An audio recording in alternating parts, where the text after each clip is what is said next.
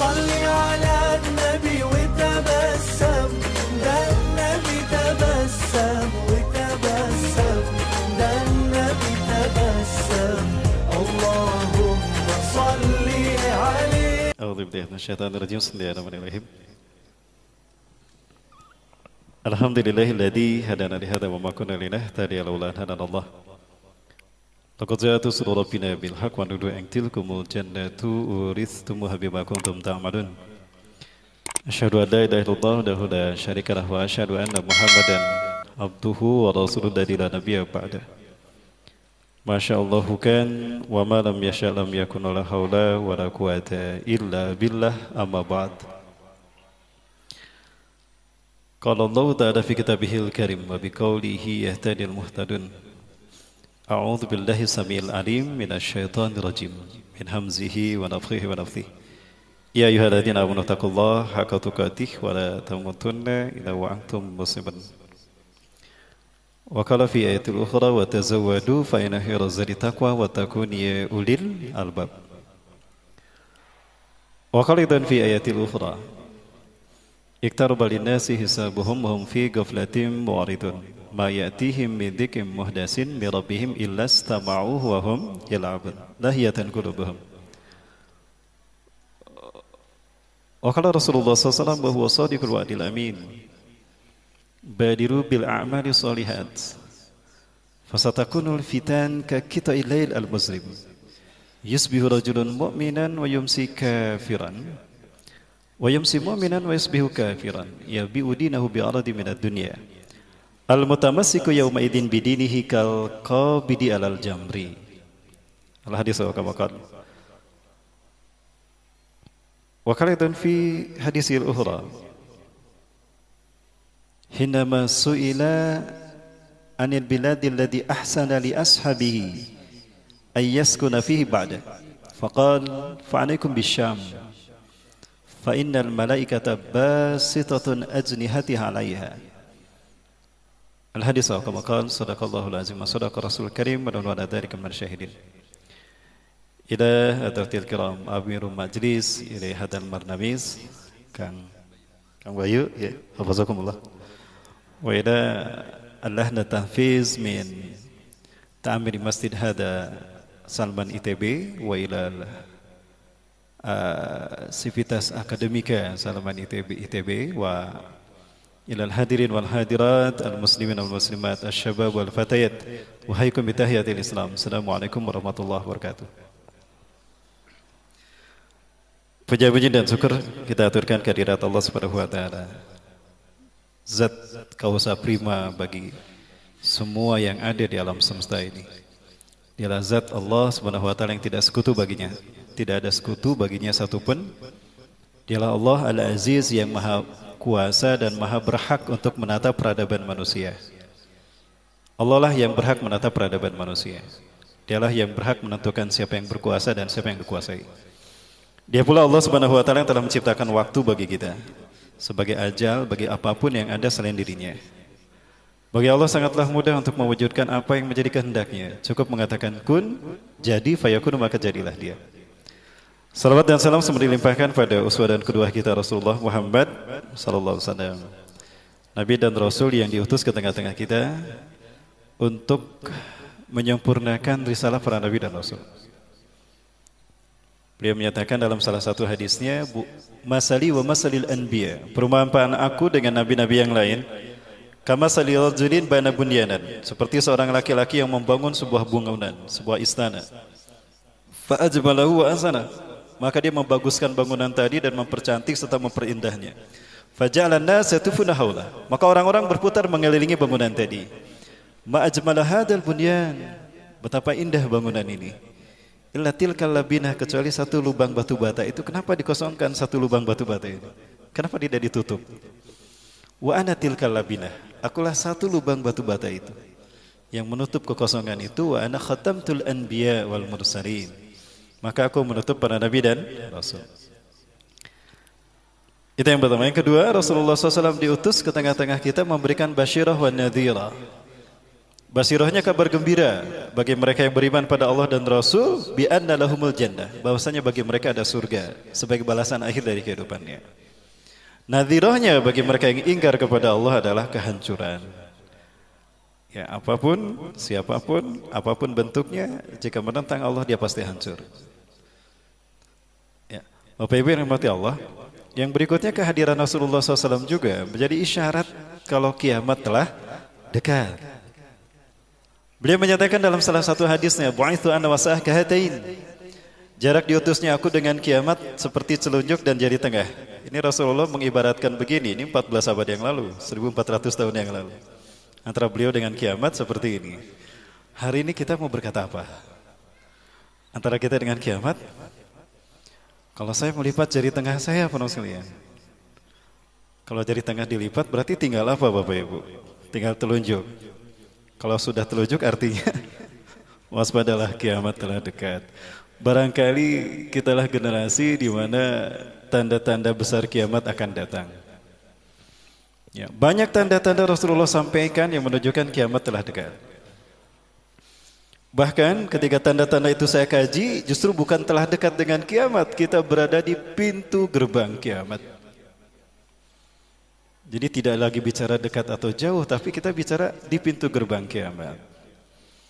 Di dalam dua kitab yang Bapak Ibu bisa mendapatinya, ya, alhamdulillah di kota Bandung ini ada. Salah satu kitab ini saya cari ke sumber di mana ulama ini dilahirkan.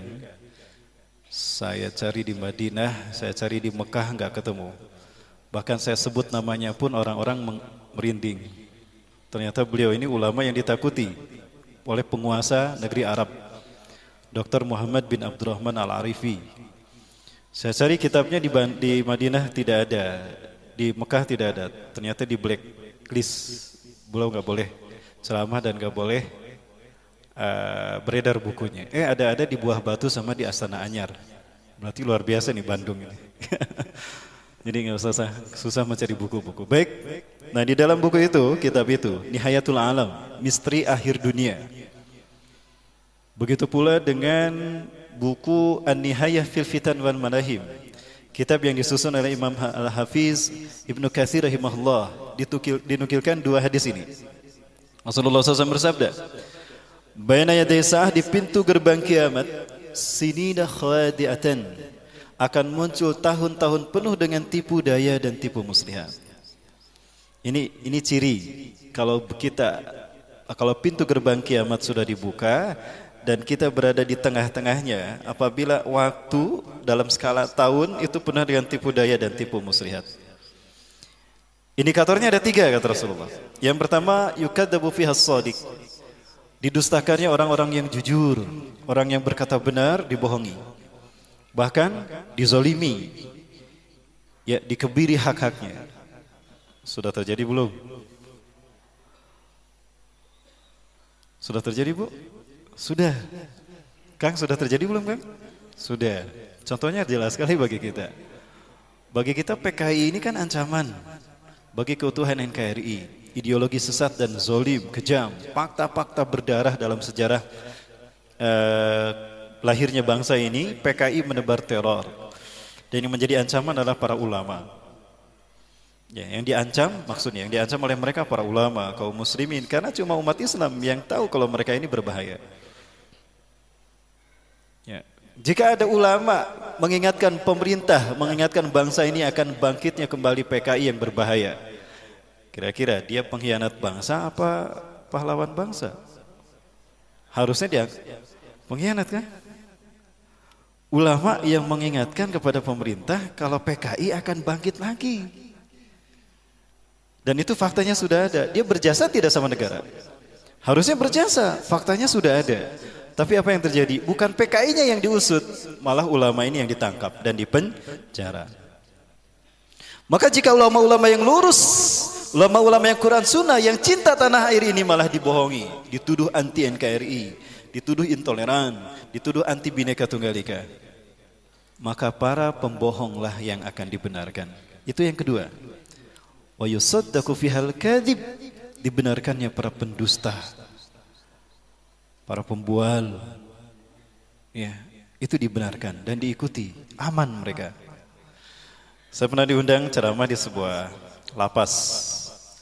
Yang namanya penjara kan image-nya tempat orang-orang ya buruk lah, orang-orang penjahat ya. Sampah masyarakat, itulah sebutan-sebutan bagi penjara. Karena saat itu saya diundang kuliah subuh, 1,5 jam sebelumnya atau 1 jam sebelumnya saya diminta datang karena baru pertama kali ada orientasi dulu tentang lapas tadi, kemudian ngobrol dulu dengan panitia. Saya datang ke sana 3:45 kurang 5 saya sudah ada di gerbang lapas ini. Saya disambut oleh teman yang mengundang. Aduh, alhamdulillah Ustaz datang sebelum waktunya. Masuk ke sana, diketuk pintu besi, dibuka. Maka yang menyambut kami sipir. Ya kelihatan lah sipir gimana. Ketua lapas, tinggi besar seram. Assalamualaikum Pak Ustaz. Waalaikumsalam Pak. Ya, dibuka lagi, ada lagi yang nyambut. Yang nyambut ini luar biasa. Pakai peci, ada tanda hitam di jidatnya, jenggotnya panjang, wajahnya bersahaya. Duh alhamdulillah ketemu orang soleh. Pak Ustadz mau ke markas dulu atau mau langsung ke masjid? Saya ke masjid aja, kebetulan saya belum witir saat itu. Saya ke sana, jam 3:30 pagi. Masjid ini penuh apa sepi kan, Kang Bayu? 3:30. 3:30 biasanya masjid sepi ya. Itu di penjara penuh tuh para malam. 3:30 pagi subuh di penjara masjid penuh. Subhanallah penuh masjid di penjara aja. Ya biasa memang. Tapi mereka setidaknya luar biasa lah. Ada yang tahajud, ada yang baca Quran, ada yang berzikir. Itu yang baca Quran ini didengarkan suaranya kayak Ustadz Agus tadi. Subhanallah. Nun wal qalami wa ma yasturun ma anta bi ni'mati rabbika bimajnun. Kayak perasaan saya sahdu di penjara ini kok kayak yang betah sekali di penjara nih. Saya ketemu sama Presiden PKS ya, ketemu dengan Pak Surya Dharma Ali mantan Menteri Agama. Ketemu sama Andi Malaranggeng, Anas Urbaningrum. Nah, udah pada tahu nih di mana penjaranya. Nyaman saya berada di penjara tadi. Beda ketika saya di luar penjara, anu nipu teh, anu ngabohong teh, anu ngabacok teh. Itu di luar penjara, di dalam penjara nyaman saya Bapak Ibu. 3 jam saya di dalam sana. Allahu Akbar. Inilah dunia terbalik. Penjara penuh dengan orang-orang yang soleh. Sementara di luar penjara penuh dengan para penipu, pembual, pengkhianat, penzolim dan sebagainya. Dunia sudah terbalik. Ini 2 tanda tadi. Kalau kita berada di pintu gerbang kiamat. Yang ketiga, wa yu'tamanu fil khain. Para pengkhianat, para pendusta diangkat menjadi penguasa, pemimpin satu bangsa. Sudah terjadi belum? Jujur saja, sudah terjadi belum? Sudah. 3-tiganya sudah terjadi. Orang jujur didustakan, para pendusta diangkat, dipercaya, para pengkhianat diangkat menjadi pemimpin satu bangsa. Itu indikator kalau kita berada di pintu gerbang kiamat, bukan dekat lagi dengan kiamat. Ya, maka dari itu saya anjurkan pada teman-teman yang belum menikah, segera prioritaskan menikah. Bisa nggak keburu. Kalau sudah rame Dajjal datang, nggak bisa walimahan tuh. Mau kapan nikah, Kang? Kang Bayu udah nikah belum? Wah, harus buru-buru Kang Bayu. Mudah-mudahan esok lusa ya. Amin. Baik, para sekalian. Nah, itu skalanya tahun. Skalanya tahun. Sekarang Rasul bicaranya skalanya hari. Kalimat awalnya sama. Baina yaday sa'ah, di pintu gerbang kiamat la ayamun, akan muncul hari demi hari yang buruk. Ciri-cirinya apa? 3 juga kata Rasulullah. Yurfa'u fiha al-ilmu, itu yang pertama, diangkatnya ilmu dari muka bumi. Yang kedua, wa yanzilu fiha al-jahlu, banyak turunnya kejahiliahan di mana-mana. Dan yang ketiga, wa yaksuru fiha al-harju, banyak al-haraj di mana-mana. Kita bahas satu-satu. Ya, diangkatnya ilmu dari muka bumi. Apakah dengan dicabutnya ilmu ini maksudnya sehingga para orang-orang di dunia ini tidak ada yang punya ilmu? Ngadak-ngadak orang tuh bisa ngitung? Ya, ngadak-ngadak orang tidak punya pengetahuan tentang kehidupan? Tidak, bukan. Tapi saya melihat dicabutnya berkah dari ilmu itu sendiri. Apa fungsi ilmu? Ilmu berfungsi untuk membuat orang dari tidak tahu menjadi tahu, dari tidak faham menjadi faham, dari tidak bisa menjadi bisa, bahkan dari susah menjadi senang, dari menderita menjadi bahagia. Itu fungsi ilmu kan? Faktanya Bapak Ibu sekalian, berapa banyak sarjana di wisuda setiap tahunnya ini. Ini di daerah sini aja ada berapa kampus nih. Kamu di DU mah, kampus nggak jejer tuh ya. Ayah apa? Unikom, ada Unpad, Unikom, STHB, ITHB, apalagi? Banyak lah. Setahun itu kira-kira atau sekali wisuda berapa banyak sarjana yang wisuda? S1, S2. Yang nggak ada tuh S4 belum ya. Bahkan banyak profesor, tidak sedikit profesor yang dikukuhkan dalam spesifik bidang mereka masing-masing. Kaya kita dengan perbedaan para ilmuwan. Tapi faktanya bangsa kita makin sejahtera tidak? Idealnya makin banyak polisi harusnya makin aman bangsa ini. Sekarang polisi banyak di mana-mana. Makin aman tidak bangsa kita?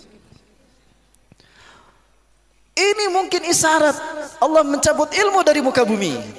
Dan Rasulullah SAW menyebutkan, Inna Allaha la yarfa'ul ilma minad dunya irtifan atau intizaan mubasyarah. Sesungguhnya Allah tidak mengangkat ilmu dari muka bumi langsung dicabut begitu saja hingga kita tidak mengenal ilmu. Tidak. Lakinna Allah yarfa'ul ilma minad dunya biqabdil ulama. Tapi Allah mencabut ilmu dari dunia ini, dari bumi ini, dengan diwafatkannya para ulama. Ulama-ulama yang lurus diwafatkan. Atau ada yang dibunuh karakternya, disebut teroris dan sebagainya. Padahal dia lurus Quran Sunnah dan gak pernah, bahkan dia berkontribusi membangun negara. Udah gitu ada yang dibacok lagi, ada yang dipukul sampai meninggal dunia. Ya, ini orang gila zaman now. Mereka ngerti mana ulama, mana bukan ulama. Mana ngerti masjid. Jadi nggak lantang-lantung. Tahu-tahu muncul aja di pesantren. Ini orang gila zaman now nih, hati-hati. Menurut kalian ya, sudah terjadi belum ilmu diangkat dari muka bumi? Sudah. Maka jika ulama-ulama yang lurus dibunuh karakternya, bahkan dibunuhnya, nyawanya direnggut. Ya, andaikan ada Nabi dan Rasul, mungkin para Nabi dan Rasul yang dibunuh. Tapi kusabab gak ada Nabi dan Rasul, yang ada pewarisnya para ulama yang dibunuh. Rasulin, jangan salah, ini proyek konspirasi dunia. Ini penggorengan situasi politik untuk menghadapi pilkada, pilgub, ya, pilkot, pilgub dan pilpres. Sudah ada proyek besar, maka untuk mengalihkan isu ini, maka ini cover story. Ini siasat siapa lagi kalau bukan mereka, invisible hand, Zionis Yahudi. Mereka punya agenda besar. Nah, nggak boleh ada yang menghalangi agenda besar ini. Namun agenda besar ini sudah dibuka terang-terangan oleh Donald Trump. Inilah agenda besar, inilah final dari Zionisme internasional. Berdirinya sinagogi Yahudi di atas Masjidil Aqsa. Ya, kan itu puncak gerakan Zionis. Zionisme itu adalah kembalinya Zionis Yahudi ke Bukit Zion, kembalinya bangsa Yahudi ke Bukit Zion. Ya.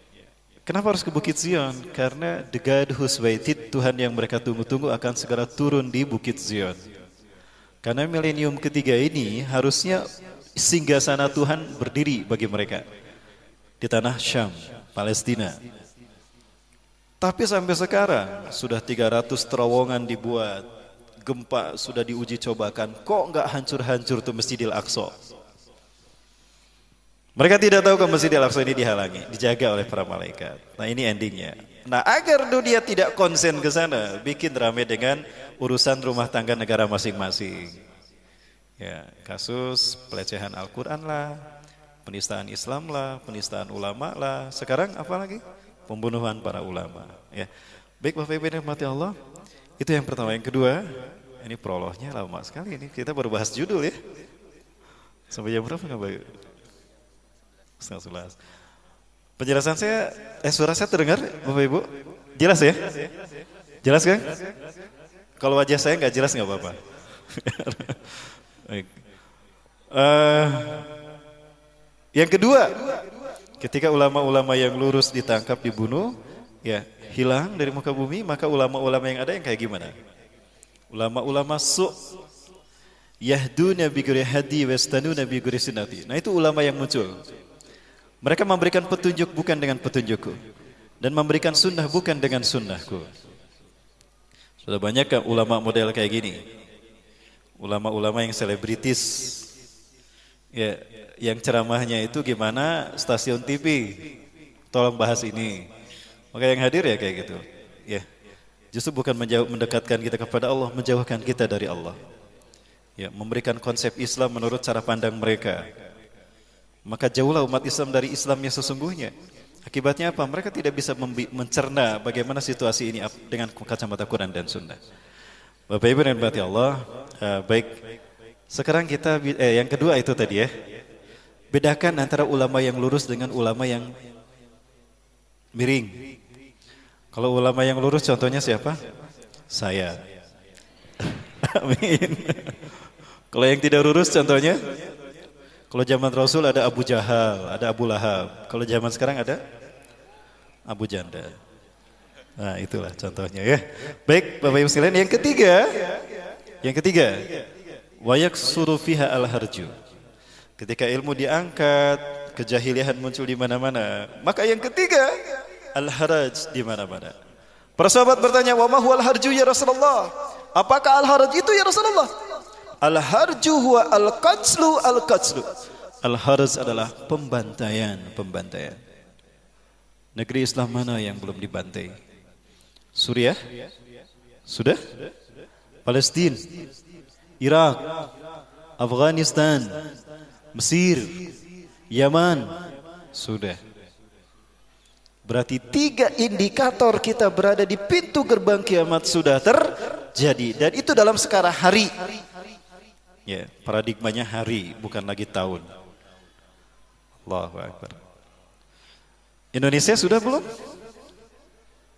Lagi digodok. 2018-2019 ini bisa jadi tahun-tahun yang tersulit bagi kita, Bapak Ibu. Baik, Bapak Ibu dirahmati Allah, ada satu penjelasan menarik. Satu hari Rasulullah SAW ketika berada bersama para sahabat, ya, Umar bin Khattab ada di tengah-tengah para sahabat. Ittala alaina rajulun. Tiba-tiba datang seorang laki-laki, kata Rasulullah. Syadidu bayadi thiyab. Putih mengkilau, putih cemerlang. Kalau putih cemerlang apa mengkilau? Cemerlang ya. Putih cemerlang bajunya. Wa syadidu sawadi sya'ar. Hitam mengkilau rambutnya.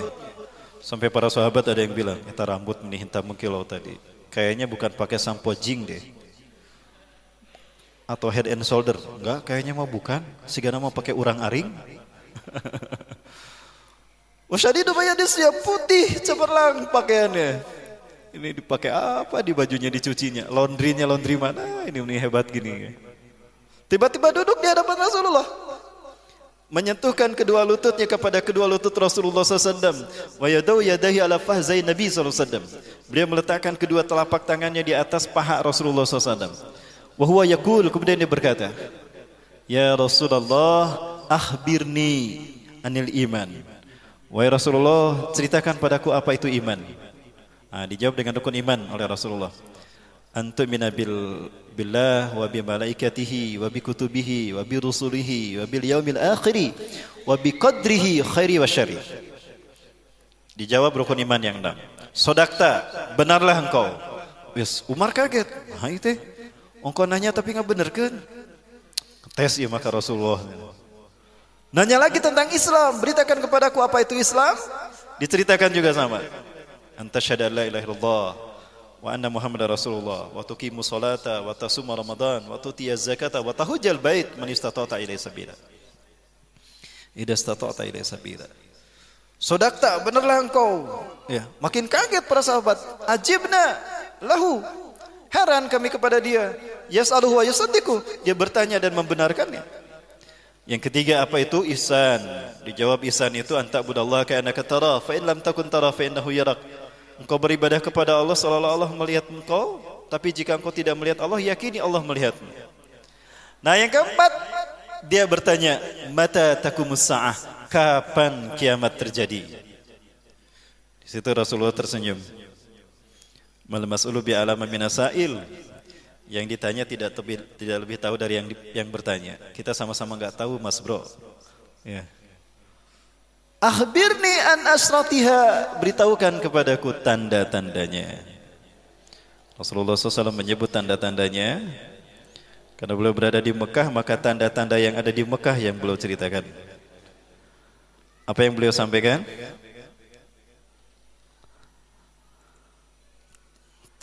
Antalidal ammatu rabbataha. Sebentar kan, nanti saya perlihatkan. Kita extend aja, duplikat ya. Oke, sip. Kok saya yang ada di situ? Saya kira ini.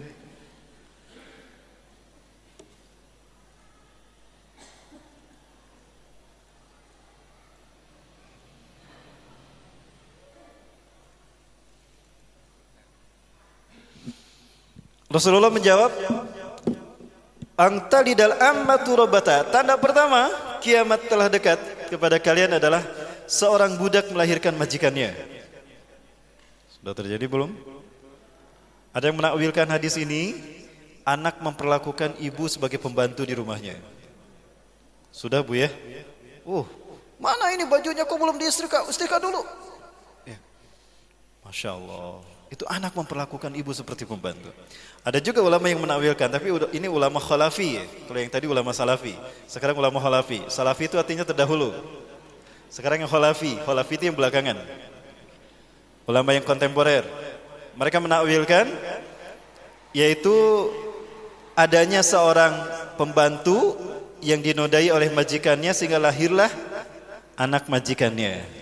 Ini sudah bukan rahasia lagi, TKW kita banyak yang melahirkan kan, karena didonai oleh majikannya. Bapak Ibu kalau ke KBRI Arab Saudi, itu ada yayasan sosial untuk menampung anak-anak itu. Garelis Karasep, yang mau silakan, 30 juta tuh satu orang, kalau mau diadopsi. Sudah terjadi. Yang kedua, Rasulullah menyatakan, seperti apa yang disampaikan oleh beliau ini. Ini kajian akhir zaman di Eropa Bapak Ibu. Oh sudah ya. Nah ini sekarang udah ganti orang nih. That there will be tribulations, and we should be aware of this. He told us that towards the end of time, you will see the people of the ala, ri'asha, yatatawaluna fil bunyan. He said there will be poor people who were the desert people, and they were poor, and they were taking care of goats and animals, and then they'll begin to build huge buildings. These are signs before your very eyes. We're seeing signs of our Prophet ﷺ. He told us that you will see the buildings of Mecca reach the mountaintops. The buildings of Mecca will reach the mountaintops. And this is happening in our lifetime. When I first went to Mecca, there were no buildings even close to the tops of the mountains of Mecca. And now it's filled with buildings that are beginning to reach the mountaintops. I was on one of the tallest mountains in Mecca, and you can see the clock tower now surpasses the mountains. The Prophet ﷺ said in a hadith, he said, إِذَا رَأَيْتُمْ مَكَّةَ بُعِجَتْ كَظَائِمًا. If you see Mecca, if you see its mountains with holes pierced through them, this is what it means. بُعِجَتْ كَظَائِمًا وَيَتَسَاوَ بُنْيَانُهَا رُؤُوسَ جِبَالِهَا. And you see the buildings reach or in a riwayah ta'lu, they will actually surpass the mountaintops. And then he said, فَقَدْ أَظَلَّتَ السَّاعَةُ. It means that the sa'a has cast its shadow. Imam As-Suyuti says in this, هي عبارة عن دنو الساعة. It means that the hour is near, it's coming close. But if you took that literally, and in hadith tradition, in usuli tradition, Usul al-Kalam al-Haqiqa, that if the Prophet says something, you should always interpret it literally, unless there's a reason to go to a metaphorical interpretation. Now we have the clock tower casting a shadow over the Kaaba. So the clock tower, what do they call it in Saudi Arabia? As-sa'a. لَقَدْ أَظَلَّتَ السَّاعَةُ. You could take it literally, the clock has cast its shadow over the Kaaba. Ya, apa yang disampaikan Rasulullah berikutnya, kalian akan melihat para pengembala kambing, tara ra'i'al ghanam al-masakin. Kalian akan menyaksikan para pengembala kambing yang miskin, hufatan, mereka telanjang kaki tanpa alas kaki, uratan, telanjang dada, cuma setengah pakaiannya, tidak sampai menutupi dada mereka. Yaskununa fi makanin murtafi, mereka akan tinggal di gedung-gedung bertingkat. Mereka akan jadi kaya raya dan akan tinggal di gedung-gedung bertingkat. Bahkan yatatawaluna fil bunyan, mereka berlomba-lomba untuk mendirikan bangunan yang tinggi. A'la fawqal jabal, sampai tinggi mengalahkan tingginya gunung. Sekalian, ini tanda kiamat telah dekat ke kita. Ini 14 abad yang lalu. Sekarang kita mau menyaksikan pembuktian apa yang Rasulullah sabdakan tersebut. Ya,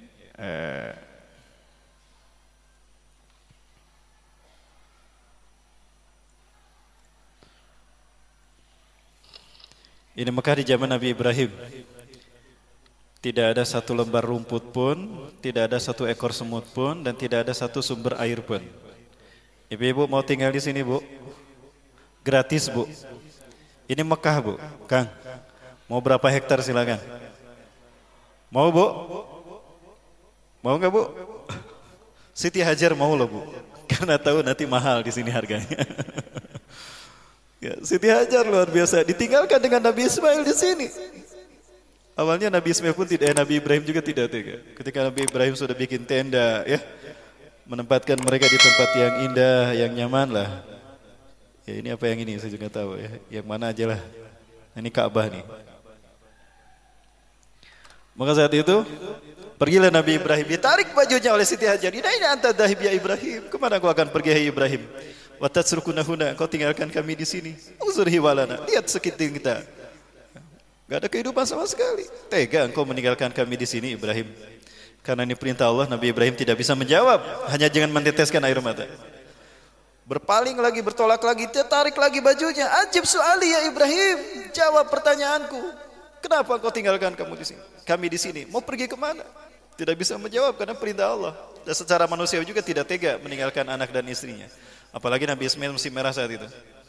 Yang ketiga kalinya Siti Hajar bertanya, Allahu amarka bihada? Apakah Allah yang memerintahkan kau meninggalkan aku di sini? Kami di sini? Bala ya zawjati, Allah amarna bihada. Betul istriku, Allah yang memerintahkan aku meninggalkan kau di sini. Apa jawaban Siti Hajar? Idan la yudai anak, kalau begitu hatiku enggak akan sempit. Idhab ya zawji, pergilah wahai suamiku, tunaikan perintah Allah. Satajiduna minasyakirin, kau akan mendapati kami termasuk orang yang bersyukur dan bersabar. Wah subhanallah, kalau istri kita seperti itu Kang hari ini, wah luar biasa. Bu mau tinggal sini Bu? Baik. Nah ini Mekah gambarannya di zaman, gambaran Mekah di zaman Rasulullah SAW. Sudah ada gedung-gedung bertingkat, ya sudah ada Ka'bah sudah tinggi, rumah-rumah sudah nyaman. Ada pasar Bu, jangan khawatir. Cuma nggak ada wifi. Gak ada internet, gak ada jaringan, gak ada televisi, mati gaya kita. Mau tinggal di sini? Enggak juga, aduh. Nah ini Mekah zaman kita sekarang. Mau tinggal di sini Bu? Mau Bang Danik. Mau Bu? Ya, 10 tahun yang lalu 1 meter 500 juta harga tanah di Mekah. 1 meter 500 juta. Ya, punya uang 1 miliar baru bisa kebeli tanah 2 meter. 1 miliar 2 meter tanah. Bisa bangun rumah 2 meter kuburan kali. 2 miliar sekarang. Tapi Mekah seperti ini yang tidak disukai Rasulullah. Demi Allah. Bahkan Rasulullah pernah berdoa, Allahumma barik lana fi Syam wa barik lana fi Yamanina. Ya Allah, berkahilah untuk kami Syam kami, dan berkahilah untuk kami Yaman kami. Sam di atas, Yaman di bawah. Najd itu Saudi Arabia dilewat. Ya. Maka para sahabat meminta kepada Rasulullah, ya Rasulullah, ud'ullah yubarik lana fin Najdina aidan. Ya Rasulullah, doakan kami juga agar Allah memberkahi kami Najd. Ya, agar Najd diberkahi juga. Maka kemudian Rasulullah SAW berdoa lagi, tapi Rasulullah kembali tidak menyebutkan Najd. Sahabat meminta lagi untuk yang kedua kalinya, ud'ullah yubarik lana fin Najdina aidan ya Rasulullah. Doakan juga kepada Allah ya Rasulullah agar Allah memberkahi Najd juga untuk kami. Maka yang ketiga kalinya Rasulullah bersabda, inna fiha tahayyadu al-zalazil wal fitan wa takhruju fi qarnu syayatin. Sesungguhnya di Najd akan muncul huru-hara, kegonjang-ganjingan dunia, dan akan muncul padanya tanduk setan. Ini sering saya bahas para sekalian. Akan muncul tanduk setan di bumi Saudi Arabia. Najd itu nama dari zaman Rasulullah sampai Turki Utsmani 1924. Tahun 1932, Abdul Aziz bin Abdurrahman Al Saud mempersatukan kerajaan-kerajaan Arab. 13 lebih kerajaan Arab dipersatukan, diikat dalam satu kerajaan dengan nama Al-Mamlakah As-Saudi Al-Arabiyah, kerajaan Saudi Arabia. Artinya, kerajaan Ibnu Saud pemilik Jazirah Arab, pemilik negeri Arab. Itu arti Al-Mamlakah As-Saudi Al-Arabiyah. Ya, maka berubah menjadi itu, tidak lagi Najd. Dan di sini ada tanduk setan kata Rasulullah. Tanduk setan yang mana para muslimin? Kalau saya sih melihatnya yang ini. Dan kalau kita nah ini Syam. Syam ada di sini, ini Yaman ada di sini. Ini Najd segitu gedenya nggak didoakan. Padahal ada Mekah dan Madinah. Karena di sinilah akan muncul huru-hara petaka dan gonjang-ganjing dunia. Ya. Dan hari ini sudah terjadi Bapak Ibu. Bahkan tanduk setannya pun sudah muncul. Lambang bulan sabit begini di atas Zamzam Tower ini adalah itu tanduk setannya. Dan Rasulullah juga menyebutkan tadi, waqad adalah as-sa'atu al-Ka'bah, dan sungguh bayang-bayang as-sa'ah menutup Ka'bah. Pertama kali saya membaca hadis ini saya enggak paham apa maksudnya, karena saya belum melihat apapun. Tapi setelah berdirinya Zamzam Tower, wah di situ baru saya paham. Allahu Akbar, itu maksud Rasulullah SAW. Mohon maaf, ya masih waktunya panjang. Alhamdulillah. Ada tanya jawab? Ada soal?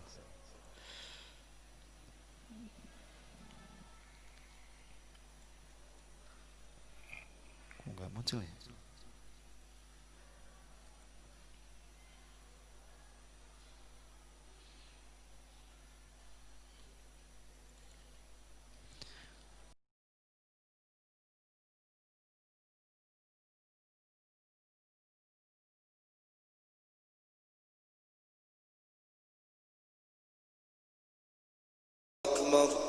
Saya potong, disangkanya nanti azan zuhur ya. Pertama kali saya datang melihat Zamzam Tower ini, saya tatap sekali para Allah. Lama tidak melihat ini. Begitu saya datang, Zamzam Tower udah selesai itu. Perhatikan Zamzam Tower ini dan perhatikan benda yang satu ini. Yang ini nih, gak kelihatan mungkin ya.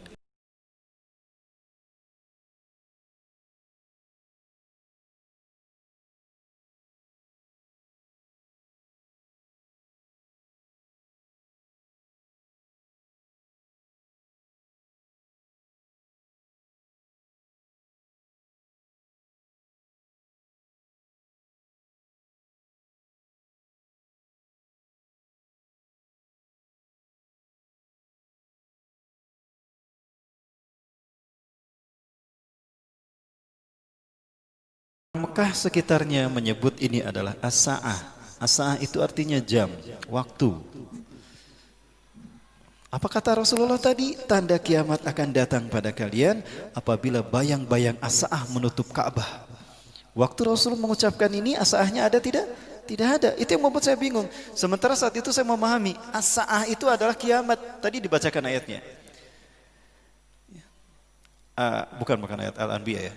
Iqtarabatis sa'ah, telah dekat as-sa'ah, kiamat kepada manusia. As-sa'ah, bayang-bayang kiamat menutup Ka'bah.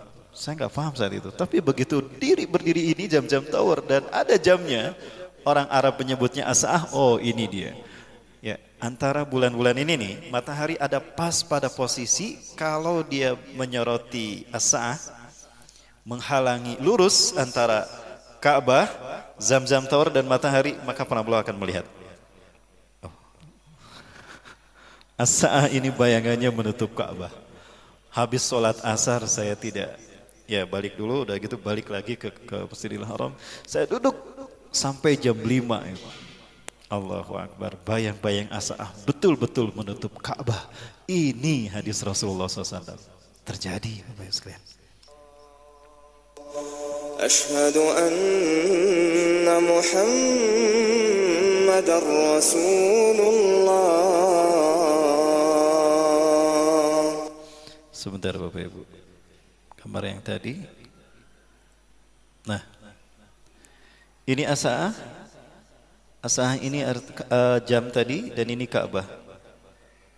Ya, orang-orang yang ada di bawah sini melihat matahari ada pas di tengah-tengah bulan tadi. Maka jadilah bulan bintang. Dan itu menyorot Asa'ah, dan pas Asa'ah bayangannya menutup Ka'bah.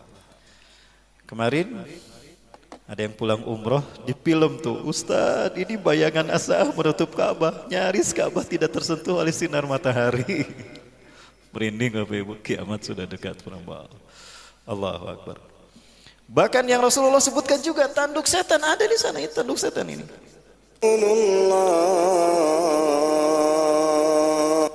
Saat saya di bawah, saya melihat matahari ada di sini Bapak Ibu. Matahari kan bintang. Ya, bintang.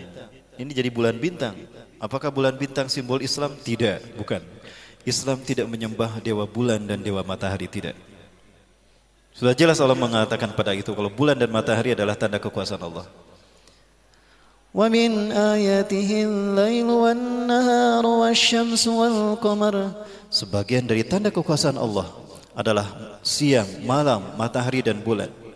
La tasjudu lisyamsi wala lilqamar. Jangan kamu sujud kepada matahari dan bulan. Wasjudu lillahi alladhi khalaqahun. Tapi sujudlah kepada Allah yang menciptakan malam, siang, bulan dan matahari. In kuntum iyyahu ta'budun. Kalau hanya kepada Allah kalian menyembah. Coba lihat di masjid-masjid sekarang. Dalam teknik arsitektur yang ditemukan oleh Sinan, setiap masjid selalu ada kubah. Kubah adalah bentuk penyaluran energi yang paling efektif untuk penyaluran energi dari satu bangunan. Kenapa kita merasa nyaman, tentram ketika masuk ke dalam masjid? Karena energi kita positif dan aura yang ditebarkan di sini positif. Ibadah, sholat, zikir, positif kan? Coba, sama enggak dengan perasaan yang muncul dalam hati kita ketika kita masuk ke pasar, masuk ke bioskop, nonton Dilan? Sama tidak? Atau kita masuk ke diskotik, gimana perasaan hati kita? Sama tidak? Apa yang membuat perasaannya berbeda? Aura, energi. Energi ada di sekitar kita. Kita hidup karena energi kan? Ruh itu sendiri energi. Dan energi tidak bisa dimusnahkan. Yang adalah ada perpindahan energi dari satu bentuk energi ke energi yang lain. Gitu ya Kang Bayu ya? Hukum termodinamika 3 katanya. Balaga Ustaz. Nah, itu yang terjadi. Ya. Baik Bapak Ibu sekalian, dan apalagi nih ya, tanda-tandanya terlalu banyak kok saya sebutkan. Ada yang menarik lagi tanda yang lain yang Rasulullah sebutkan. Ya, kita tinggalkan Mekah walaupun pada dasarnya kita jangan melupakan, karena ini tanggung jawab kita para muslim sekalian. Kita punya tanggung jawab untuk membersihkan Mekah dari simbol-simbol ini. Ya, para muslim bisa menyaksikan. Ada simbol Freemasonry di Jeddah Engineering Square. Ya, di Jeddah nih. Sementara bangunan-bangunan bersejarah seperti rumah Rasulullah ketika kecil itu dihancurkan. Alasannya karena bisa dikultuskan jadi syirik. Apa ini bukan simbol kemusyrikan? Satu mata. Ini di Jeddah, di Tugu Pelabuhan Jizan, Arab Saudi Selatan. Ada Tugu Atom dan Tugu Bola. Ya, di Arca Manik juga ada. Bandung Spot. Ada tuh. Menaranya kayak gini nih. Jelas sekali itu. Kalau mau belokan dari Arca Manik yang mau ke jalan penjara tuh Sukamiskin, golf ya, pas belokannya lihat tuh. Samping pagar, jelas betul. Siapa yang bangunnya? Nah, ada juga ini Faisaliyah Tower sama dengan Tugu Illuminati kan? Ada satu matanya. Tadi ini aslinya seperti ini, segitiga. Tapi saya himpit supaya ini bisa muncul satu matanya. Ini jelas sekali Jeddah ini, monumen Jeddah. Apa ini? Satu mata. Yang matanya satu siapa? Dajjal. Ini kantor pusat bagi organisasi pemasaran Islam di Jeddah untuk seluruh Jeddah Arab Saudi di sini. Bahkan di Madiun sudah ada yang kayak gini nih, di Madiun, di depan kantor DPRD. Aduh, mengerikan. Dan ini Mekah dari udara, Bapak Ibu sekalian bisa melihat ini Mekah dari udara, dan ini Vatikan, hampir sama ya. Ini Mekah, ini Vatikan. Ya. Apakah Mekah ini akan menjadi Las Vegasnya Arab Saudi? Mengerikan Bapak Ibu. Tugas siapa ini yang harus?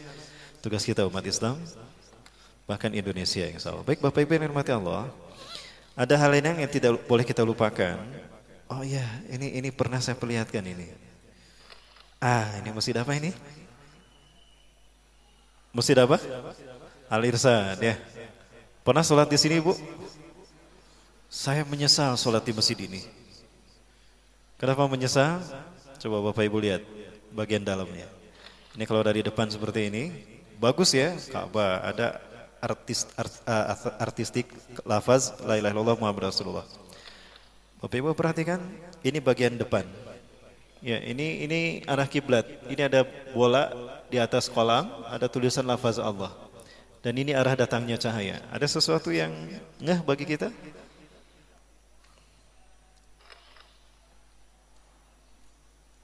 Ya, ini arah datangnya cahaya. Samakah dengan ini? Ini saya temukan di Masjid Al-Safar, kilometer 88, yang bawah nih. Di Purwakarta. Sama tidak? Kalau kita sholat menyembah siapa Bapak Ibu? Menyembah Allah. Tapi ini ada di antara kita dengan Allah. Jadi yang kita hadapin siapa ketika kita sholat? Allah apa si mata satu? Si mata satu. Sah tidak sholat kita? Bukannya menyembah Allah, malah kita menyembah selain Allah. Berhasil apa yang dikatakan oleh Ajazil di dalam Al-Quran. Allah nyatakan, Allah abadikan perkataan si Ajazil yang berambisi ingin menyesatkan manusia. Allah berfirman dalam surat Al-A'raf ayat ke-16. A'udzubillahi minasyaitonirrajim. Qala fabima aghwaytani la'aqudanna lahum siratakal mustaqim. Berkata Ajazil yang kemudian digelar iblis karena tidak mau sujud kepada Adam. Qala fabima aghwaytani. Ia berkata, karena engkau telah menghukum aku tersesat, la'aqudanna lahum siratakal mustaqim. Akan kami halangi manusia dari jalanmu yang lurus, siratal mustaqim. Coba, apa arti siratal mustaqim? Bukan jalan yang lurus semata, itu arti bahasa. Makna yang sesungguhnya apa? Surat Ali Imran ayat 51, surat Maryam ayat 36. Innallaha rabbi wa rabbukum fa'buduh. Hadza siratum mustaqim. Sesungguhnya Allah adalah Tuhanku dan Tuhan kalian. Sembahlah Allah, inilah siratal mustaqim itu. Jadi siratal mustaqim itu artinya menjadikan Allah sebagai satu-satunya Tuhan yang disembah. Ini arti siratal mustaqim. Maka apa kata-kata si Ajazil? Karena kau telah menghukum aku tersesat, perbuatanku tidak sujud kepada Adam, kau hukum sebagai kesesatanku, aku terima. Dan aku akan halangi mereka dari jalanmu yang lurus. Akan ada saat di mana mereka tidak menjadikan engkau sebagai Tuhan. Akan ada sosok lain yang engkau jadikan sebagai yang akan dijadikan mereka sebagai Tuhan. Mereka akan menyembah sosok lain selain dirimu ya Allah. Siapa? Dia sendiri. Tapi iblis enggak bisa leluasa mewujudkan ambisinya menguasai dunia. Dia butuh sosok yang nyata yang menjadi kembaran dia seutuhnya. Allah pertemukan mereka di segitiga Bermuda. Di dalam buku, saya dulu banyak mengkaji buku segitiga Bermuda ya. Salah satunya buku Deddy Suwardi, Tafakur di Angkasa Luhur. Beliau mengkaji tentang fenomena segitiga Bermuda, misteri segitiga Bermuda dilihat dari sisi astronomi. Katanya ada sebuah lompatan gelombang elektromagnetik terdahsyat. Jika ada benda ada di segitiga Bermuda, maka akan tertarik ke pusat semesta dalam waktu yang singkat, tidak terlihat. Katanya begitu. Ya, ada vortex point di sana. Ya. Baik, para muslimin yang dirahmati Allah, kembali ke sini. Saya itu ya. Nah ini nih para muslimin. Ini adalah salah satu simbol Ordo Illuminati. Segitiga adalah simbol Tuhan dalam filosofi agama Ardi. Ya, agama-agama yang lahir dari filosofi akal budi manusia, Hindu, Buddha, Kristen, itu menjadikan segitiga sebagai simbol Tuhan. Makanya dalam agama Hindu ada Trimurti. Betul? Dalam agama Buddha ada Tridharma, agama Kristen ada Trinitas. Dulu di kantor saya ada Trianto. Itu teman saya Ustadz. Ya, supaya nggak tegang ini. Bapak sekalian, sudah banyak sekarang pertebaran simbol-simbol ini di masjid-masjid. Ya. Nah ini di kilometer 88. Ini pas ke arah kiblat. Jadi kita menghadap ke mata satu, bukan menghadap kepada Allah. Bapak Ibu sudah tahu arsiteknya siapa ya? Nggak usah saya sebutin lah. Nanti mahasiswanya marah. Ya. Apakah murni arsitektur? Tidak. Para sekalian, Zionis Yahudi bergerak dalam 3 ranah, simbol, ritual, dan arsitektur. Ritualnya apa? Membayang, membopong obor keliling kota sampai di Bukit Olympus dinyalakan itu obor raksasa. Lalu mereka melakukan atraksi demi memuliakan sang dewa matahari yang dilambangkan dengan api yang ada pada obor raksasa. Itu ritual zaman Yunani, mengagungkan dewa Helios, dewa mataharinya bangsa Yunani. Di Bukit Olympus, maka ritual itu disebut Olimpiade. Masih ada sekarang? Masih ada. Mereka bergerak menyesatkan kita dalam ritual. Baik. Atau juga dalam ritual potong tumpeng. Tumpengnya congcot kan ya? Potong tumpengnya. Ceritanya syukuran. Opening, soft opening kantor. Syukuran, bikin tumpeng. Aiput tumpeng lamun dipotong luhurna handapna. Luhurna. Potong tuh. Makanya aya endog di luhurna. Aduh. Syukuran Bapak Ibu, ritual. Tidak terasa halus. Maka benar apa yang disabdakan Rasulullah SAW. La tataba'unna sanana man qablakum shibran bisibrin zira'an bidhira'in. Sungguh kalian akan mengikuti jejak langkah orang-orang sebelum kalian. Sejengkal demi sejengkal, sehasta demi sehasta.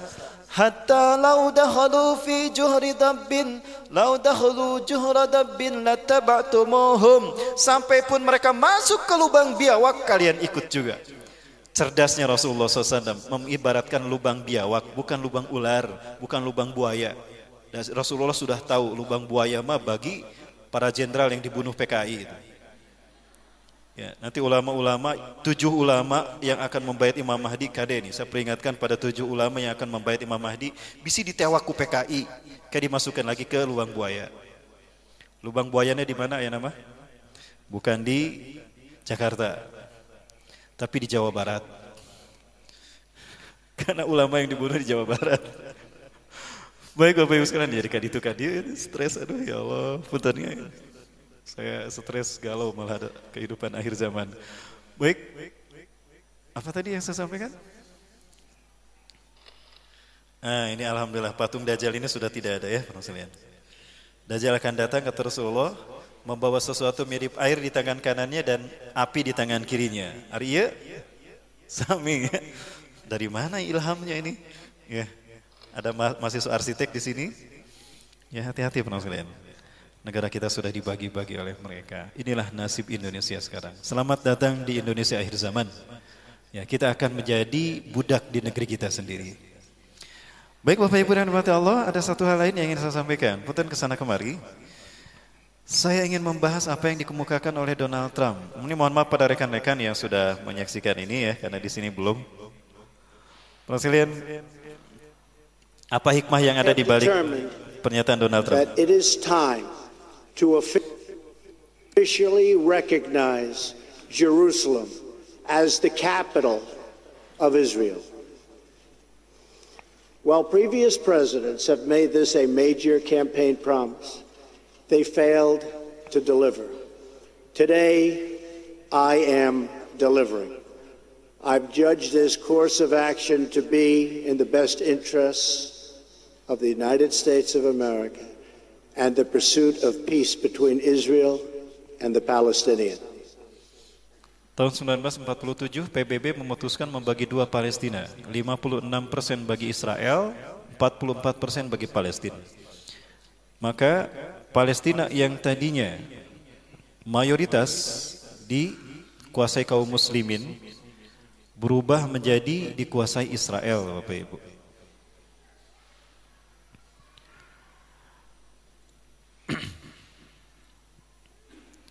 Ya.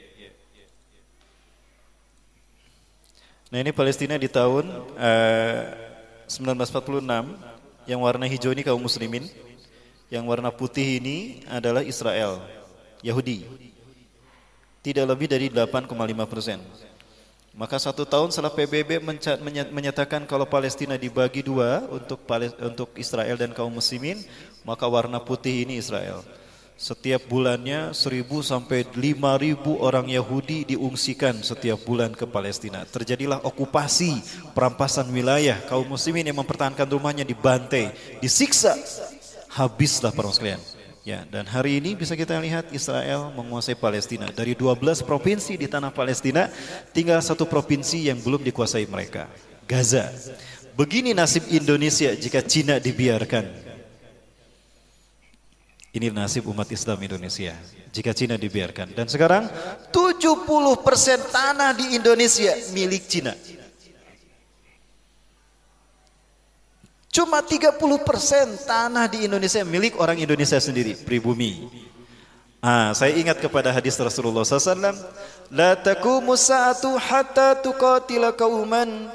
Kiamat tidak akan terjadi sehingga kalian berperang dengan satu bangsa. Ni'aluhumus sya'ar, sendal-sendal mereka terbuat dari bulu. Kang Bayu, ada sendal dari bulu enggak di luar? Enggak ada, alhamdulillah. Bukan itu maksudnya para muslimin ya. Maksudnya adalah kepada bangsa ini. Wala taqumu sa'atu, dan tidak akan terjadi kiamat hatta tuqatilu qauman sigaral ayun. Mata mereka sipit. Juluduhum ahmar, kulit mereka merah. Zungfal unuf, beda irungna. Wa wujuhum kambanjanil mutraqah, wajah mereka bulat seperti tameng yang terpotong. Kira-kira bangsa mana? Cina. Yang kedua, kalian akan berperang dengan India. Sekarang India sudah dirangkul oleh Israel. Benyamin Netanyahu sudah pulang pergi ke India, disambut oleh para politikus. Di antara mereka ada politikus terkenal dan tokoh selebritis terkenal, Amitabh Bachchan. Ada Amit-Amit juga adiknya di sana. Ya, ada Amitabh Bachchan dan Amit-Amit ada di sana, para Allah. Terjadi saat ini. Bapak Ibu yang dirahmati Allah, Zionis Yahudi punya ambisi untuk menguasai dunia. Ini sering saya sampaikan, The Jericho Project, program yang pernah ternyata diakui oleh seorang misionaris di Indonesia. Saat itu dia terang-terangan, setelah masuk Islam, kita tablik akbar bersama di Sumedang. Beliau menyampaikan, Ustadz, apa yang Ustadz sampaikan betul. Itu rahasia kami sebetulnya. Saya dapatkan ini dari buku-buku Yahudi, diantaranya Desain Yahudi atau Kehendak Tuhan, Max E. Diamond. Max E. Diamond itu orang luar negeri, tapi dia benci kepada gerakan Zionis Yahudi. Dia membongkar Zionis Yahudi gerakan seperti apa. Di antaranya dibahas masalah ini. Masehi tidak lebih dari 3.000 tahun. Ya. 3.000 tahun ini mereka bagi menjadi 3 milenium, 1 milenium artinya 1.000 tahun. Hari ini kita berada pada milenium ketiga. Milenium ketiga inilah yang disebut dengan Y2K. Y2K kadang orang mengenalnya sebagai era kebangkitan teknologi, globalisasi dan informasi. Bukan, itu kamuflase. Y2K syarat berbuatan ideologis. Arti Y2K adalah Year of the Jesus Kingdom bagi orang Kristen. Bagi orang Kristen. Jadi 1.000 tahun terakhir sebelum hari kiamat adalah tahun bagi berdirinya kerajaan Yesus Kristus di muka bumi. Maka singgasana Yesus harus sudah ada sebelum tahun 2000 Masehi. Faktanya, Yahudi pun tidak bisa membuat ini. Ya. Bagi orang Yahudi sama. Ya. Dengan pemerintahan pusatnya, agenda-agenda negara di dunia harus sesuai dengan agenda Yahudi. Jika berseberangan, habislah nanti. Indonesia, shadow government-nya juga. Inilah Y2K bagi orang Yahudi. Di mana mereka akan mendirikan singgasana Tuhan mereka? Di mana lagi kalau bukan di Palestina, di Yerusalem. Kenapa harus Palestina? Karena Palestina adalah pusat jantung dunia. Jantung dunia itu Palestina. Karena Palestina menghubungkan 3 benua, Afrika, Eropa, dan Asia. Siapa yang menguasai Palestina? Dia menguasai dunia. Dan tidak ada artinya Palestina without Yerusalem, tanpa Yerusalem. Dan tidak ada artinya Yerusalem tanpa sinagog Yahudi. Di mana sinagog Yahudi ingin mereka bangun? Di atas Masjidil Aqsa, kiblat kita yang pertama. Ingat Bapak sekalian, ini kiblat kita yang pertama. Rasulullah sebelum menghadap ke Mekah, ketika masih berada di Madinah, setelah Isra Mi'raj, Rasulullah SAW menghadap ke sini 16 sampai 17 bulan. Setelah turun surat Al-Baqarah 144 menghadap ke Masjidil Haram. Ya, masjid ini menjadi masjid pertama digunakan sholat asar menghadap ke Ka'bah. Tadina kemana we para sahabat kaum muslimin yang ada di Palestina sholatnya? Ayo nupa tonggong-tonggong, anu pahareup-hareup gitu ya. Ada tuh. Karena kiblatnya kita mau sholat di situ kemana aja nggak apa-apa. Tapi setelah turunnya surat Al-Baqarah 144 semuanya menghadap ke Ka'bah. Apa yang terjadi? Para sekalian, pernyataan Donald Trump ini artinya memberikan izin kepada Yahudi untuk menghancurkan masjid ini dan mereka ganti dengan sinagog Yahudi. Ini nanti yang akan berdiri dan ini kesepakatan yang antara Yahudi dengan Amerika bahwa sinagog yang akan dibangun seperti ini. Mereka akan bersambung menyambut Tuhan mereka, Mesayah atau Al-Masih, para jemaah sekalian. Kalau ini terjadi dan kita masih hidup, malulah kita di hadapan Allah. Kita mayoritas tidak bisa melindungi kiblat kita yang pertama. Ya, lebih baik kita sudah syahid ketika ini terjadi. Namun apa yang terjadi para sekalian? Insya Allah mimpi Yahudi ini tidak akan terjadi. Udah jam 10:30 ya, udah habis waktunya. Kalau minta bonus 5 menit boleh? Kita belum bicara waktu Bapak Ibu. Baik, inilah arti dari pernyataan Donald Trump. Hikmah yang bisa kita petik, makna yang dikandung dari tersirat pernyataan Donald Trump tadi. Today I recognize that the Jerusalem is the capital of Israel. Maksudnya memberikan izin kepada Benyamin Netanyahu untuk mewujudkan segera apa yang menjadi cita-citanya. Ya, ini cita-citanya Bapak Ibu.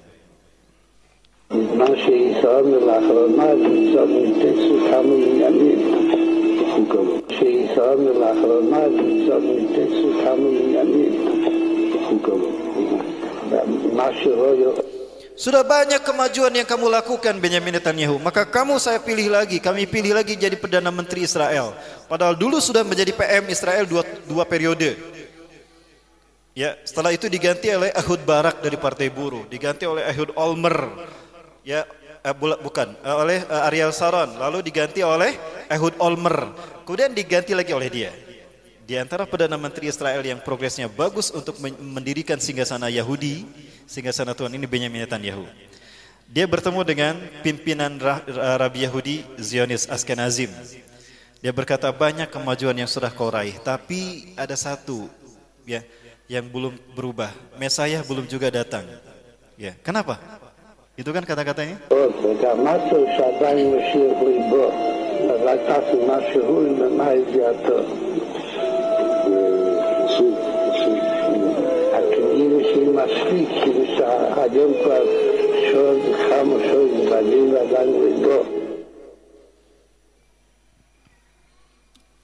Bapak sekalian, Rasulullah SAW menyebutkan kalau umat Islam akan melalui 5 periode.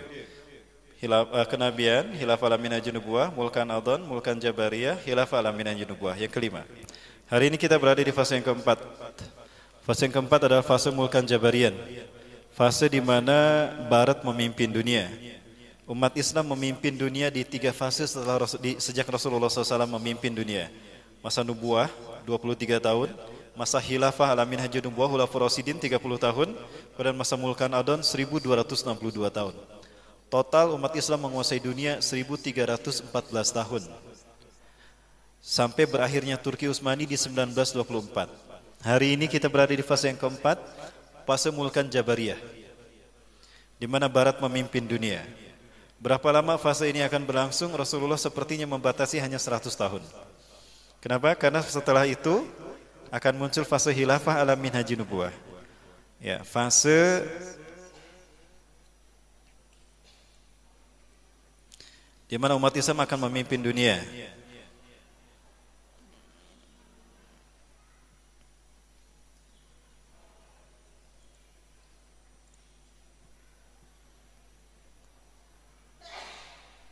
Ya, ini sudah sering saya perlihatkan, Bapak Ibu sekalian. Ya, kita di fase yang keempat, dan fase keempat ini hanya berlangsung 100 tahun.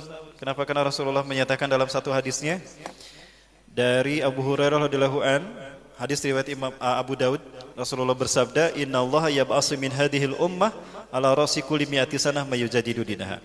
Sesungguhnya Allah akan mengutus dari umatku ini setiap 100 tahun sekali seorang mujadid yang akan membuat Islam bersih dari paham-paham sesat. Islam akan bersih, maka orang akan tahu, umat Islam akan tahu mana Islamnya sesungguhnya yang harus diikuti. Yang kedua, Islam akan menguasai dunia. Ya. Ideologi apapun selain Islam akan hancur bertekuk lutut kepada Islam. Seluruh dunia akan dikuasai kaum muslimin. Itu setiap satu abad sekali, 100 tahun sekali. Abad kejayaan Islam sebelum kita siapa? Turki Utsmani. Turki Utsmani berakhir di tahun 1924. Berarti 100 tahun kemudian berapa? 2024. Sekarang 2018. Berapa tahun lagi? 6 tahun lagi. Bapak Ibu sekalian, Nabi Adam menurut Sesemi bin Abil Al-Maglus turun ke bumi tahun 5872. Perkiraan para ulama. 5872 sebelum Masehi. Itu turunnya Nabi Adam ke dunia, ke muka bumi. Berarti peradaban manusia itu belum lebih dari 8.000 tahun. Dari Nabi Adam sampai ke kita. Bayangkan dari 8.000 tahun manusia berada di bumi, tinggal tersisa 6 tahun bagi iblis dan dajjal untuk menyesatkan kita sebanyak-banyaknya. Tinggal 6 tahun lagi tersisa bagi mereka. Karena di periode yang kelima, iblis tidak bisa berbuat apa-apa. Dajjal sudah mati di sini. Karena sudah dibunuh oleh Nabi Isa. Di mana? Di Aleppo mereka bertemu. Dan di Lud, Dajjal dibunuh. Rasulullah SAW menyebutkan, yang yataqarrabu zaman ayang zilafikum ibnu Maryam, telah dekat, sungguh telah dekat akan turunnya Isa bin Maryam di tengah-tengah kalian. Rasul berbicara ini 14 abad yang lalu. Di mana beliau akan turun? Ingdal manaratil baida, di samping masjid bermenara putih. Masjid bermenara putih itu ada di Damaskus, Aleppo Timur, Damaskus Timur, Aleppo. Masjid Umawi. Inilah alasan terpenting secara ideologis kenapa Suriah dihancurkan. Karena Suriah akan menjadi negeri di mana Islam akan bertahan ketika huru-hara perang dunia Al-Malhamatul Kubra terjadi. Dan Nabi Isa akan memangatkan umat Islam turun di Masjid Umawi. Supaya Nabi Isa tidak jadi turun, agar Islam tidak jadi bangkit di sana. Yuk kita hancurkan Suriah, yuk kita hancurkan Aleppo. Supaya tidak jadi turun di sana Nabi Isa. Jadi turunnya di mana? Nanti di Ganesa, Jalan Ganesa dia turun. Salman ITB. Di gedung serbaguna ya, di atas. Allahu Akbar. Jadi mereka yakin dengan hadis Rasulullah. Maka Suriah dihancurkan. Tapi walaupun demikian tetap Suriah akan dikuasai kaum muslimin. Tidak lama lagi Bapak Ibu sekalian. 6 tahun lagi. Dan Rasulullah menyebutkan ciri-ciri ini akan terjadi. 1. Ya. Rasulullah menyatakan akan ada perebutan kekuasaan di tanah Arab. Yaktatilu salasatun 'inda kanzikum, akan berebut kekuasaan, akan berperang 3 orang laki-laki di sisi perbenaran kalian. Ya. Akan ada 3 orang laki-laki berperang di sisi perbenaran kalian. Kulluhum ibnu khalifatin, 3-tiganya anak raja. Khalifah di sini berarti raja, karena khalifah belum ada sebelum kita sampai hari ini. Thumma la yasiru ila wahidin minhum, kekuasaan tidak jatuh kepada salah satu pun dari 3 putra mahkota itu. Thumma tatlu'u ar-rayatus sud, kemudian akan muncul para pembawa panji hitam. Min kibalil masyriq, Rasulullah mengarahkan telunjuknya ke Khurasan, Afghanistan. Fayaktulunakum qatlan lam yaktulhu qaumun, mereka akan memerangi kalian dengan cara yang belum pernah digunakan oleh siapapun di muka bumi. Artinya cara mereka berperang dahsyat luar biasa. La yarudduha syai'un hatta tunsaba bi Iliya, tidak ada kekuatan militer satupun di muka bumi yang mampu mengalahkan, menghentikan mereka sampai mereka menancapkan panji hitam itu di bumi Baitul Maqdis, Masjidil Aqsa. Kita hancurkan Aleppo. Kita hancurkan Aleppo. Supaya tidak jadi turun di sana Nabi Isa. Jadi turunnya di mana? Nanti di Ganesha, Jalan Ganesha dia turun. Salman ITB. Di gedung serbaguna ya, di atas. Allahu Akbar. Jadi mereka yakin dengan hadis Rasulullah. Maka Suriah dihancurkan. Tapi walaupun demikian tetap Suriah akan dikuasai kaum muslimin. Tidak lama lagi Bapak Ibu sekalian. 6 tahun lagi. Dan Rasulullah menyebutkan ciri-ciri ini akan terjadi. 1. Ya. Rasulullah menyatakan akan ada perebutan kekuasaan di tanah Arab. Yaktatilu salasatun 'inda kanzikum, akan berebut kekuasaan, akan berperang 3 orang laki-laki di sisi perbenaran kalian. Ya. Akan ada 3 orang laki-laki berperang di sisi perbenaran kalian. Kulluhum ibnu khalifatin, 3-tiganya anak raja. Khalifah di sini berarti raja, karena khalifah belum ada sebelum kita sampai hari ini. Thumma la yasiru ila wahidin minhum, kekuasaan tidak jatuh kepada salah satu pun dari 3 putra mahkota itu. Thumma tatlu'u ar-rayatus sud, kemudian akan muncul para pembawa panji hitam. Min kibalil masyriq, Rasulullah mengarahkan telunjuknya ke Khurasan, Afghanistan. Fayaktulunakum qatlan lam yaktulhu qaumun, mereka akan memerangi kalian dengan cara yang belum pernah digunakan oleh siapapun di muka bumi. Artinya cara mereka berperang dahsyat luar biasa. La yarudduha syai'un hatta tunsaba bi Iliya, tidak ada kekuatan militer satupun di muka bumi yang mampu mengalahkan, menghentikan mereka sampai mereka menancapkan panji hitam itu di bumi Baitul Maqdis, Masjidil Aqsa. Yeah. Fa'aina ma ra'aitumuh, jika kalian melihatnya, fa'tuhu, datangilah. Walau habwan ala salji, walaupun harus merangkak di atas salju, fa'ina fiha khalifatullah al-mahdi, di tengah-tengah mereka ada Imam Mahdi. Cirinya perebutan kekuasaan di tanah Arab putra mahkota. Kedua, turun salju. Sudah turun belum salju di tanah Arab? Sudah, para Allah. Allahu Akbar. Jadi nunggu apa tuh Kang? Sok gerak kawin. Ya, sebentar lagi Kang. Dan hore Kang.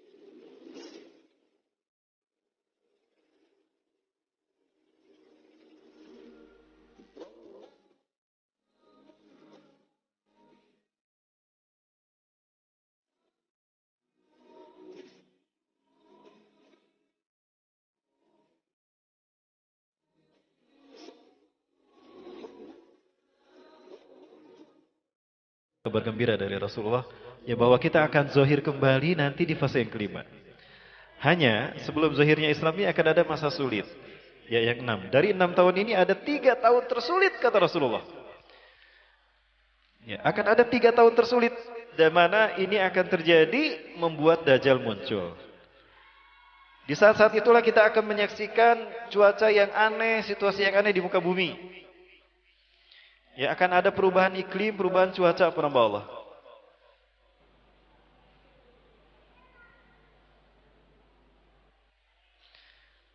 Ya, ini saya sering sampaikan di beberapa majelis taklim, Bapak Ibu sekalian. Akan ada benda langit yang datang ke antariksa kita, ke tata surya kita. Benda langit ini diperkirakan menurut antariksawan dari barat bahwa ini lebih besar daripada bumi, jauh lebih besar dari bumi, di bawah Jupiter. Ini tidak menabrak bumi tapi melintas. Namun ketika melintas bumi dapat kita bayangkan benda ini lebih besar daripada bumi kita. Dan benda ini memiliki daya tarik magnetik. Artinya bumi akan tersedot energinya. Ketika bumi tersedot energinya, maka akan terjadi pergeseran kutub, polar shift. Pernah terjadi tahun 12.000 sebelum Masehi, di mana terjadi polar shift. Spesies mamut saat itu mati membeku tiba-tiba. Amerika membeku tiba-tiba dalam film The Day After Tomorrow. Itu polar shift Bapak Ibu. Pergeseran kutub. Ya, utara gitu. Kenapa bumi bergeser? Karena tertarik oleh benda langit tadi. Bumi yang berputar pada porosnya tadinya ke sini, karena datang benda langit ini, maka bergerak arah mengikuti benda langit tadi. Tersedot. Ketika bumi mengeluarkan energinya akan terjadi banyak gempa bumi dan gunung mengeluarkan energinya dan mempertahankan agar bisa bertahan. Maka banyak terjadi gempa bumi. Saat itu LGBT di mana-mana terjadi. Ya, longsor, gempa, banjir dan tsunami. LGBT. Ya, kemudian bumi berputar mengelilingi itu. Akibatnya apa? Terjadi pergeseran arah. Barat pindah ke timur, timur pindah ke barat. Dan bumi miring begitu. Terjadilah perpanjangan waktu. Ini hadis Rasulullah SAW. Bukan semata-mata penelitian ilmiah. Sayati alaikum lailun tulu'a kasalasati layalin. Akan datang kepada kalian satu malam yang panjangnya sama dengan 3 malam. Siap-siap nanti. Patromak Center akan datang kepada kita. Kayaknya kita yang akan mengalami, Bapak Ibu. Karena ciri-cirinya sudah terjadi. Climate change, perubahan iklim. Apa yang menyebabkan Arab Saudi turun salju kalau bukan pergeseran kutub? Betul? Pergeseran kutub. Kita sedang bergeser sekarang. Cuaca udah gak karuan. Ya, iklim sudah gak karuan. Tidak bisa diprediksi lagi. Tidak bisa diperkira lagi. Kemudian banyak gempa bumi dan longsor. Kemudian banyak juga gunung meletus. Itu bumi karena sedang mempertahankan posisinya dan mengeluarkan energinya tersedot oleh benda langit ini. Maka kemudian benda langit ini mengarah ke matahari, bumi kembali. Utara kembali ke utara, selatan ke selatan. Tapi posisi barat dan timur terbalik. Maka ketika matahari terbit, terbitnya dari mana? Dari barat. Itulah hin, kata Rasulullah. Fadhalika hin. Dan inilah arti hin yang sesungguhnya dalam Al-Quran. Fatalaqqa qulna bitu minha jami'a fa im qulna bitu ba'dukum li ba'din adun wa lakum fil ardi mustaqarrun wa mata'un ilahin. Hin di sana terbitnya matahari dari barat. Ya. Dan untuk kembali lagi barat ke barat, timur ke timur tidak lebih dari 12 jam. Maka besoknya kata Rasulullah akan kembali terbit dari timur. Tapi hari-hari itu adalah hari di mana Allah sudah menutup pintu taubat dan Allah akan memperlihatkan tanda-tanda besar yang lain. Maka akan terjadi hujan meteor saat itu. Kenapa hujan meteor terjadi? Benda langitnya melingkar. Benda langit ini mendekat ke matahari, terbakar dia, tidak kuat, meledak dia. Meledak. Maka puing-puing serpihan-serpihannya menghujani bumi menjadi meteor. Rasulullah menyebutkan akan ada hujan meteor. Akibatnya apa? Bumi terbakar oleh meteor ini dan akibatnya terjadilah kabut asap menutup bumi selama 40 hari 40 malam. Tanda kiamat yang kedua, tanda besar kiamat yang kedua. Kemudian akan muncul binatang melata yang akan menyebutkan kepada manusia. Kalau dulu manusia tidak beriman kepada tanda-tanda kekuasaan Allah. Binatang melatanya besar kata Rasulullah, tubuhnya penuh dengan bulu. Bulu-bulunya halus luar biasa berwarna putih. Apakah ini yang dimaksudkan? Akhir Agustus 2017 muncul binatang ini di Filipina. Penuh dengan bulu dan selalu menjaga tubuhnya basah dan berada di pantai. Enggak pernah jauh dari pantai, Bapak Ibu. Apakah binatang ini yang dimaksudkan? Yang saya tahu binatang ini milik Avatar Eng. Kemana-mana Avatar Eng pakai ini. Apa yip naik. Sekarang apanya sudah ada, avatarnya kemana? Nanti akan muncul di Mekah Imam Mahdi. Kan Imam Mahdi itu avatar. Jika binatang sudah ini muncul, maka Ya'juj Ma'juj akan datang. Siapa Ya'juj Ma'juj? Ciri kalau Ya'juj Ma'juj akan datang, petaka akan menimpa bangsa Arab, kata Rasulullah. Rasulullah terbangun dari tidurnya. Zainab binti Jahsin, istri beliau menyaksikannya. Rasulullah bersabda, "Wailun la ilaha illallah, wailun lil arabi min syarrin qad iqtaraba." Tidak ada Tuhan selain Allah. Kecelakaan petaka akan menimpa bangsa Arab karena keburukan yang telah mendekat. Futihal yauma min radbin Ya'juj wa Ma'juj mislah hadhi. Lubang Ya'juj Ma'juj sudah terbuka sebesar ini. Itu 14 abad yang lalu. Hari ini sudah tidak terbuka lagi. Rasul menyebutkan petakanya akan menimpa bangsa Arab. Siapa bangsa Arab yang dimaksudkan Rasulullah? Palestina bangsa Arab bukan? Suriah, Irak, Afghanistan, Mesir, Tunisia, Libya, Yaman, bangsa Arab bukan? Bagaimana kondisi bangsa-bangsa itu? Siapa yang membantai mereka? Apakah itu Yajuj Majus? Itu Yajuj Majus KW-nya. Ya, KW1 Rusia, KW2 Amerika, KW1 mah Israel kata. Israel KW1. KW2 Rusia, KW3 Amerika. Itu kan negara-negara yang membantai kaum muslimin negara-negara tadi. Bapak Ibu sekalian, ini akan telah terjadi. Tapi ingat kata Rasulullah, akan muncul kebangkitan Islam. Dan akan ada 3 titik yang membuat umat Islam memiliki kemampuan untuk bangkit. Di mana? Satu, Ahlus Syam. Akan muncul dari Suriah dan Palestina pejuang-pejuang tauhid yang tangguh, yang tidak akan bisa dikalahkan oleh mereka. Ada kemungkinan kalau dari Palestina ini Izzuddin Al-Qassam, sayap militer Hamas.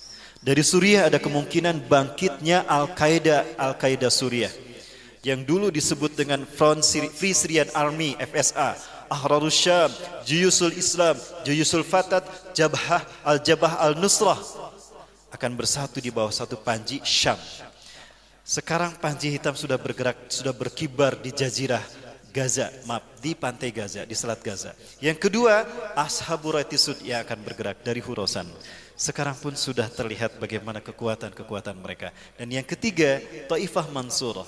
Mudah-mudahan itu Indonesia. Amin ya rabbal alamin. Barangkali itu dulu Bapak Ibu yang dapat saya sampaikan, lebih dan kurangnya mohon maaf ya. Dan mohon maaf kepada rekan-rekan yang hadir, nampaknya ada wajah-wajah yang sudah sering menyaksikan. Mohon maaf kalau saya ulang kembali Bapak Ibu sekalian ya, karena memang temanya ini. Baik, terima kasih, saya kembalikan waktu kepada Kang Bayu. Ya, jazakallah Ustadz, terima kasih. Mudah-mudahan sangat menarik sekali ya dengan tema seperti ini, dan banyak mungkin insya Allah jamaah banyak pertanyaan sekali nampaknya dari jamaah juga. Baik, langsung saja untuk jamaah. Bagi yang mau bertanya, kita bagi 2 season saja. Season pertama mungkin untuk Ikhwan terlebih dahulu ya. Silakan untuk Ikhwan langsung saja yang mau bertanya, silakan angkat tangan. 1 ya. Ada lagi? Ada lagi? Kalau nggak ada silakan aja. Bismillahirrahmanirrahim. Assalamualaikum warahmatullahi wabarakatuh. Waalaikumsalam warahmatullahi wabarakatuh. Ustadz, maaf saya masih awam mengenai akhir zaman ini. Yang mau saya tanyakan, salah satu tanda besar kiamat itu kan kemunculan Dajjal ya. Di dalam hadis Dajjal akan muncul di negeri Khurasan. Nah, ada juga yang menyebutkan di Isbahan. Nah, yang mau saya tanyakan, apakah Khurasan dan Isbahan ini sama atau beda? Lalu untuk zaman sekarang ini, Khurasan ini ada di negara mana, Ustaz? Terima kasih.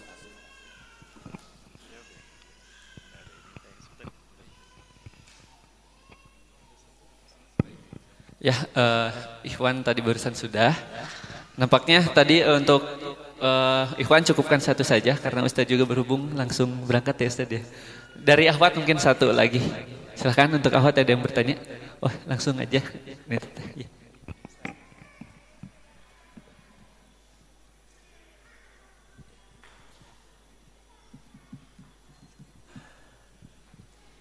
Bismillahirrahmanirrahim. Assalamualaikum warahmatullahi wabarakatuh. Terima kasih Ustadz. Ada pertanyaan yang saya ingin tanyakan terkait pembahasan kiamat ini kan nanti 6 tahun lagi tadi bisa dibilang Dajjal akan keluar. Sedangkan 6 tahun ini apa yang harus kita lakukan sebagai seorang muslim, apalagi seorang wanita. Kan nanti ketika Dajjal keluar tuh ada yang wanita-wanita tuh harus ikat karena kan wanita yang istilahnya imannya fluktuatif gitu. Jadi bagaimana apa yang harus kita lakukan sebagai seorang wanita, sebagai umat muslim menghadapi fase-fase yang tadi sudah bisa dibilang mengerikan seperti itu. Terima kasih banyak. Wassalamualaikum warahmatullahi wabarakatuh. Yang pertama tentang Khurasan. Khurasan ini jadi sebetulnya ada dalam satu hadis riwayat Imam Ahmad dan Abu Daud kalau tidak salah. Saat itu Rasulullah SAW sedang ceramah. Rasulullah mengarahkan telunjuknya ke laut Yaman. Inna Dajjal sayakhruju min hahuna.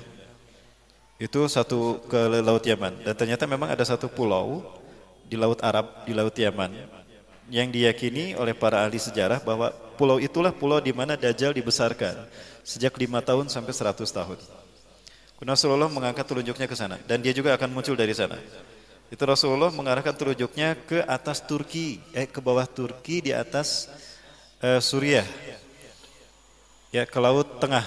Itu ada Pulau Sedir, di sana Jekyll Island, orang menyebutnya Pulau Dajjal. Kemudian Rasulullah mengarahkan telunjuknya ke arah Khurasan. Nah, Khurasan itu adalah wilayah yang secara de facto dan de jure menjadi wilayah Iran.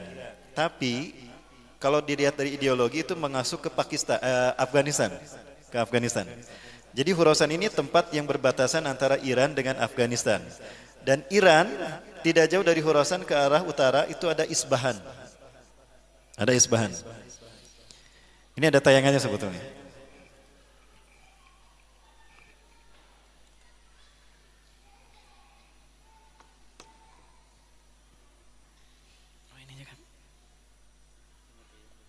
Ya, lupa.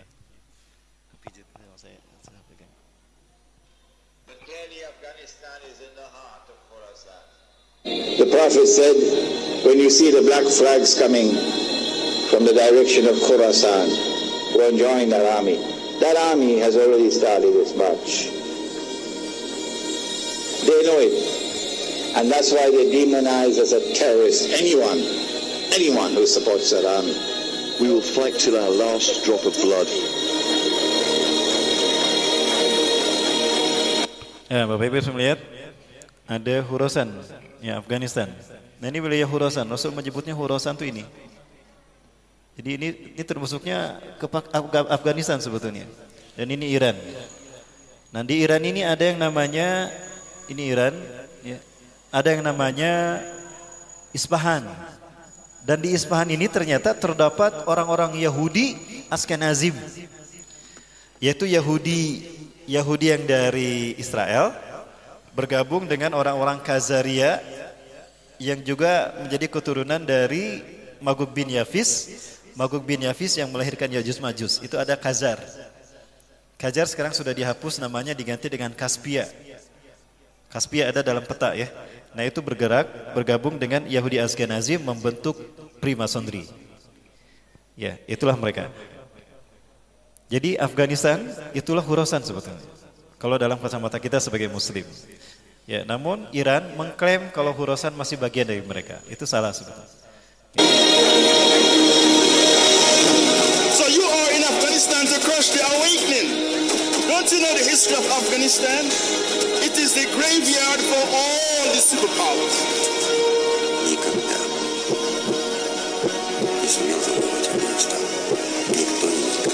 The Russian army displayed commendable conduct. I heard about the British army, they proved to be totally useless. And the present state of the American army, everyone knows.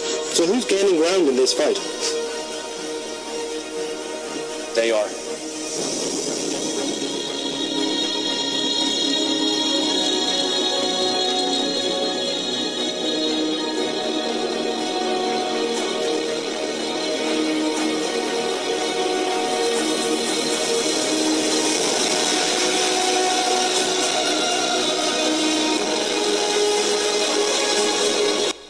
Bapak bisa melihat ada harasta di sini.